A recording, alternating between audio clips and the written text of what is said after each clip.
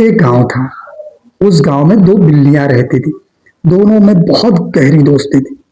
जो कुछ भी कहीं से पाता वो लाती और आपस में मिल बांट कर खाती। कुछ भी लाती, मिल बांट कर जरूर खाती। एक बार एक बिल्ली कहीं से एक रोटी का टुकड़ा ले आई, लेकिन बंटवारा करते समय दोनों में झगड़ा हो गया। झगड़ा ऐसे हुआ, उसको लगा कि उसने मुझे कम दिया है और उसको लगा कि मेरे लिए अब कम बचा है। दोनों में झगड़ा बहुत बढ़ गया। अब दोनों ने यह फैसला किया कि किसी तीसरे के हाथों इसका न्याय करते हैं। दोनों एक बंदर के पास गए। बंदर बहुत चालाक था। बंदर ने दोनों की बातें सुनी और बोला कि देखो, मैं इसका झटपट न्याय कर दूंगा। बंदर कहीं से तराजू ले आया। उसने रोटी के दो टुकड़े किए और दोनों पलड़ों पर रख दिए। अब जिधर का पलड़ा भारी होता, बंदर तोड़ता खा जाता। कभी इधर का, कभी उधर का, कभी इधर का, कभी इधर का, बंदर तोड़ता खा जाता।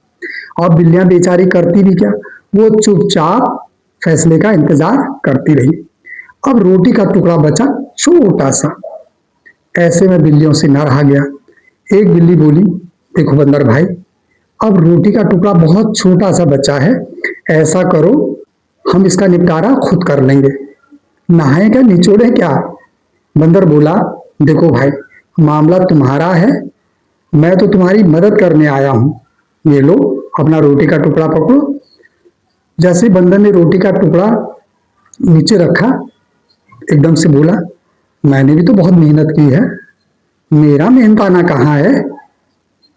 लाओ ये रोटी का टुकड़ा।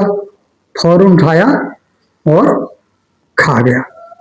अब बिल्लियां बेचारी करती क्या, दोनों एक दूसरे को देखकर खिसिया गई।